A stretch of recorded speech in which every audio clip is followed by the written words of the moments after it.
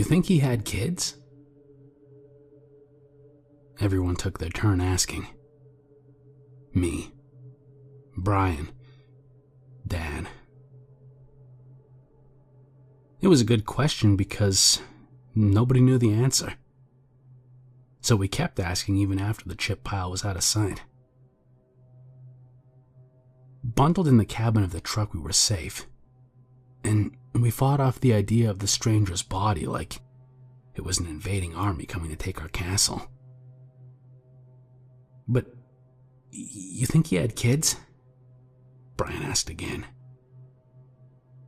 We couldn't not talk about him, but we would have asked anything to avoid having to think about the poor bastard directly.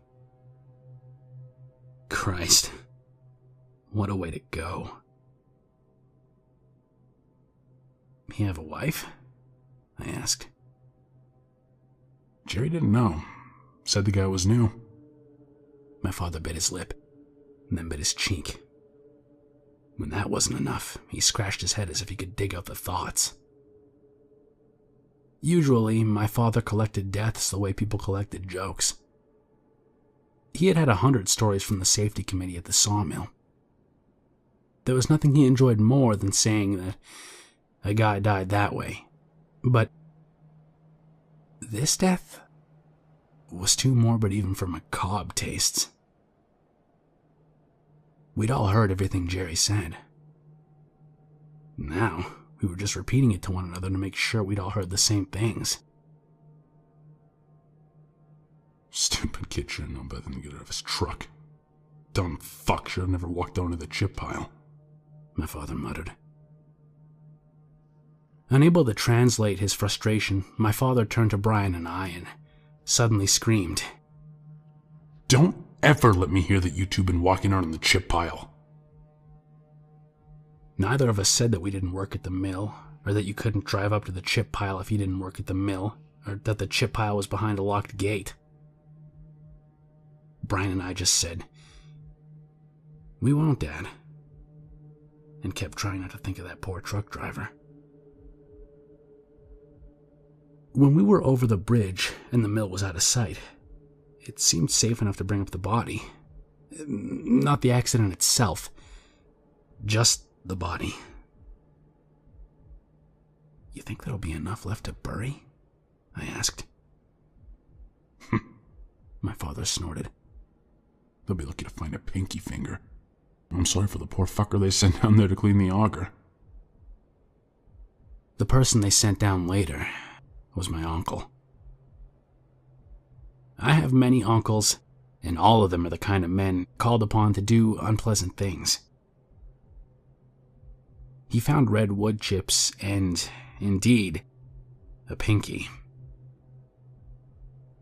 Nothing much else you could call a person. There had been no ambulances when we'd arrived at the chip pile, although when we'd first driven past there had been one leaving the scene. The ambulance hadn't even had its lights on. The fact that we'd seen it at all had been an accident. Maybe you've got to send an ambulance when someone dies, even if there's no body. Regulations or something.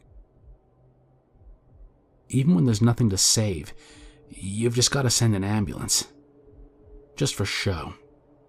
Just so someone can check a box. If I were ever cut in a million bloody pieces, all I'd want is for someone to be sent with a gun in case there was enough of me left to feel pain. I let out a hollow laugh when I remembered the sign by the front offices of the mill. Somebody had already changed it. 0 days since last accident. What a way to break the streak. The first time we'd driven past and seen the ambulance, my father had wondered aloud what had happened. After we'd killed a couple hours at Dutch's house, borrowing something or other, my father was forever needing to borrow some tool that belonged to Dutch. We had stopped by the mill on the way back. He'd worked there for over 30 years, so the guard let him through without any trouble. Didn't even care that us kids were in the truck with him. We all knew. All the kids of the men at the mill knew.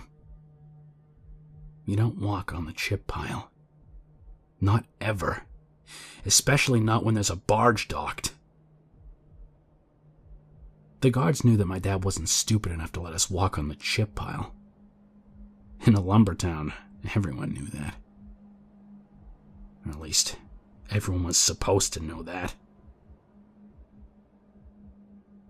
It was a short drive up to the barge facility, right next to the chip pile. Then my dad had asked his friend Jerry what happened, and Jerry had told us that the guy on duty at the chip pile had been out back taking a shit. Then some new truck driver came up to get a load of chips. Didn't know not to get out of his truck. Didn't know not to walk on the chip pile. Got impatient, and then walked out on the chip pile, probably trying to find someone. Maybe he did it just because he thought standing on top of a mountain of sawdust and wood chips would be cool. A 200-foot mountain of wood chips? That's a pretty cool thing. Maybe he wanted a picture? That's when the augers started. When he was out there. The augers had turned on automatically because there was a barge waiting to be filled with chips. The chip pile, the augers, the barge. That was the way it had been for 100 years. My dad didn't press Jerry too much for details after that, but I could imagine the confusion. There probably hadn't been any screams. Just an empty truck with no driver in sight. Then an empty truck that had been there for a while. Then, someone had looked out in the chip pile and seen a spot of red. When we were in our own driveway, Brian had asked us what we'd all been wondering. Do you think it was quick? I hoped so.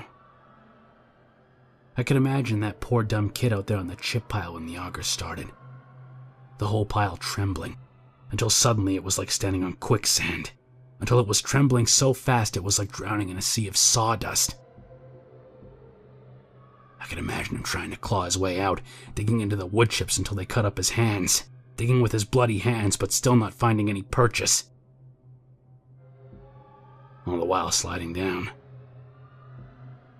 into those whirring blades. Did he scream, buried in wood chips, when the auger caught his foot? Did he cry the name of his wife or his children?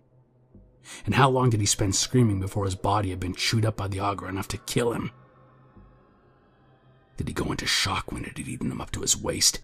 Or did he bleed to death when half his body was suddenly just gone? I hoped. Not long. I hoped he had gone in head first.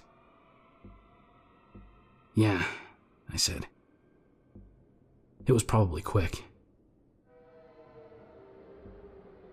Fuck no, my father sighed, pulling the keys out of the ignition. Those augers are dull as shit.